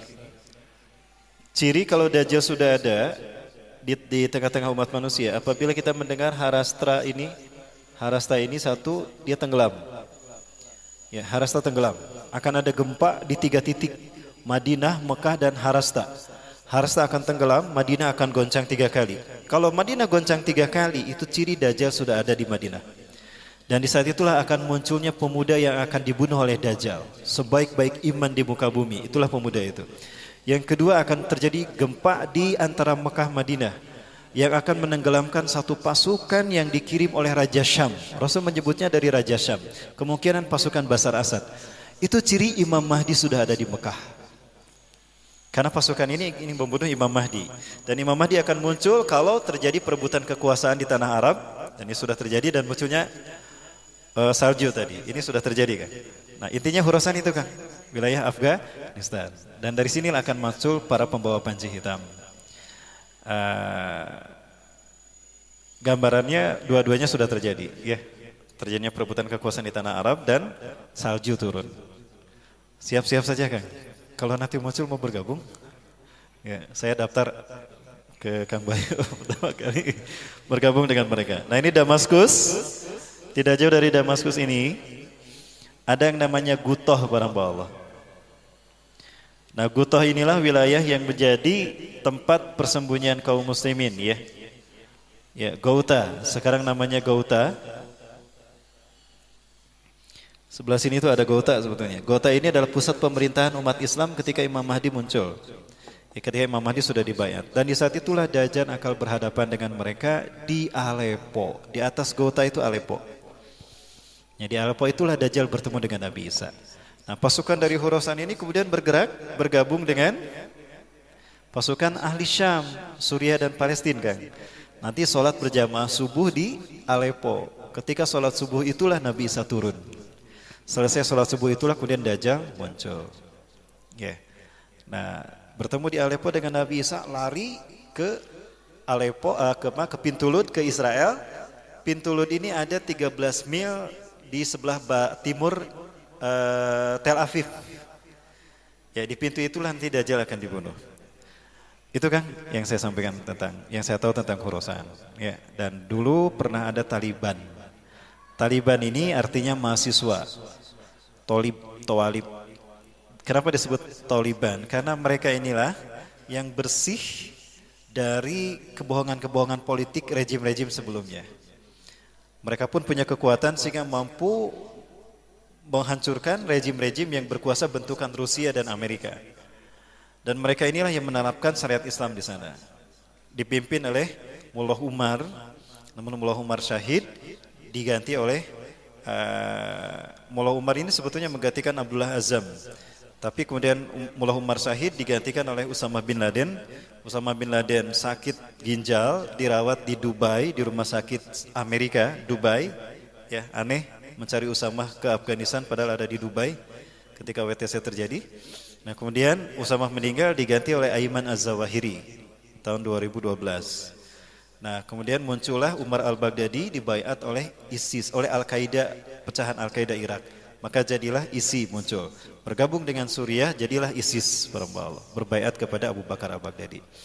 Nah, tapi ini bukan representasi dari pasukan Khurasan. Belum muncul kan, tapi sudah ada. Nanti kalau saya dapat WA-nya saya kirimkan ke Kang Sal. Terima kasih. Kemudian yang kedua, apa yang harus kita lakukan jika ini terjadi? Pertama, pelajari Al-Quran. Terutama surat Al-Kahfi kata Rasulullah. Man qara'a asra ayatin al-ula min suratil kahfi usimani dajjal.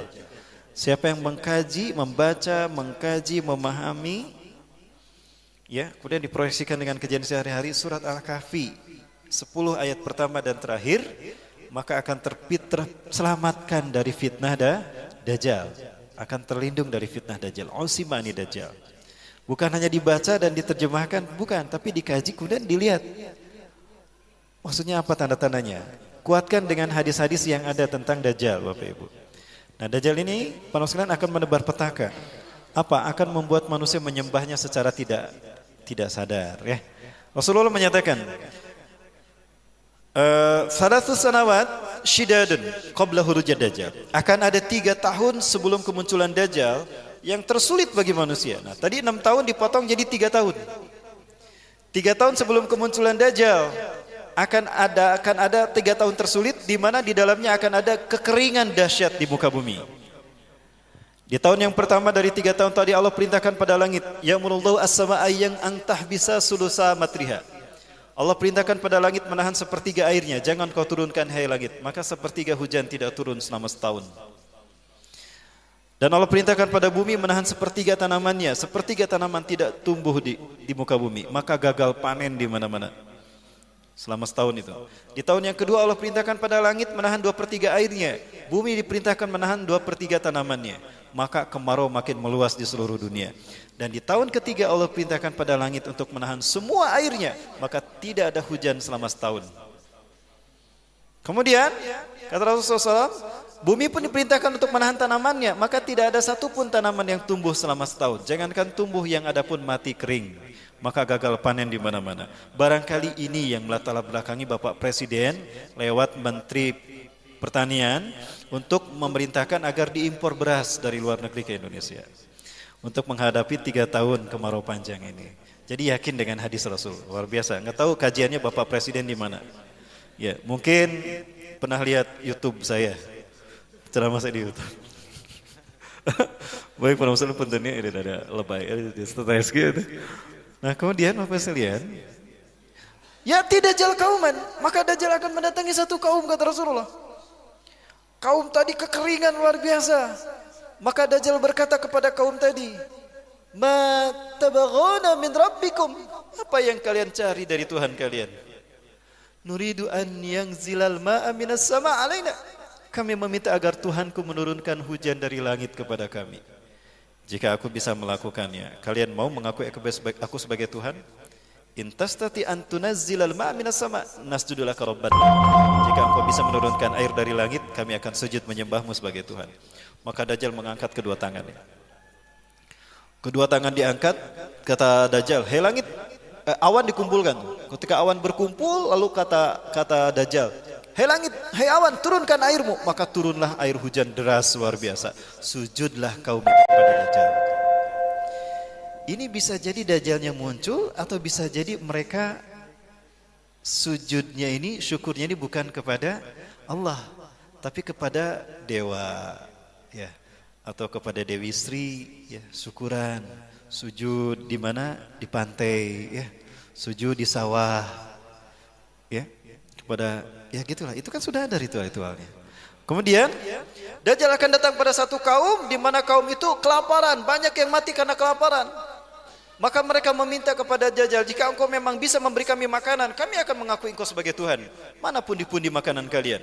Ketika dibawa, Dajjal menggerakkan tangannya, maka makanan pun muncul di sana. Sujudlah mereka menyembah Dajjal. Lalu datang Dajjal kepada satu kaum. Kaum itu kaum yang beriman. Mereka kuat bersatu.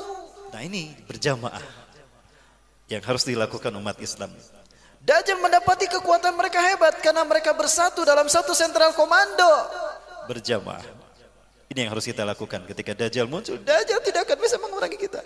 Bukankah Allah berjanji dalam Quran surat Al-Hasyr, la yuqatilunakum jami'an illa fi quram muhassanah aw min wara'i judur. Al-ayah. Mereka musuh-musuh kalian Muhammad tidak akan mampu memerangi kalian jika kalian berjamaah, lalu berpegang teguh pada Quran dan Sunnah dengan berjamaah itu. Iblis pun tidak bisa menghancurkan kita, bahkan Dajjal pun sama. Terbukti, Dajjal tidak bisa mempengaruhi mereka dengan fitnahnya. Karena hebatnya kekuatan mereka ketika mereka bersatu. Maka Dajjal pun meninggalkan mereka dan kekeringan pun makin menghantui mereka. Makin kering tuh negeri tadi. Itu orang yang beriman. Ini yang harus kita lakukan, berjamaah bersatu. Ya. Kemudian saat itulah kata Rasulullah SAW, Dajjal pergi ke Suriah bertemu dengan Nabi Isa alaihissalam. Nah ternyata Rasul mensyiratkan di sana orang-orang yang beriman yang berpegang teguh pada Quran dan Sunnah dengan berjamaah, dia tidak akan pernah terkena fitnah Dajjal. Lalu bertanya Siti Aisyah kalau tidak salah, ya Rasulullah, bima ta'ishun nasu yauma idzin fi dzarikal zaman. Wahai Rasulullah, dengan apakah orang-orang beriman itu bertahan saat itu? Mereka bertahan hidup dengan tasbih, takbir, tahmid dan tahlil. Subhanallah, walhamdulillah, walailallahu akbar. Artinya apa? Majelis ta'lim ini, jika kita rajin dan istiqomah melakukan majelis, menghadiri majelis-majelis ini sampai Dajjal muncul, maka Allah akan melindungi majelis itu dengan rahmatnya. Allah perintahkan malaikat-malaikat terkuat untuk turun melindungi majelis-majelis kehamba-hambanya yang beriman. Ini penampilan yang harus kita lakukan. Hadiri majelis-majelis ini.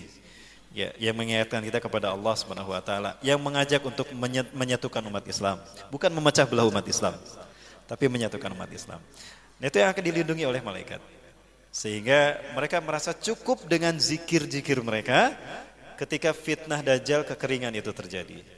Ya, itu barangkali teh ya, berjamaah mengkaji Al-Qur'an, terutama pahami surat Al-Kahfi.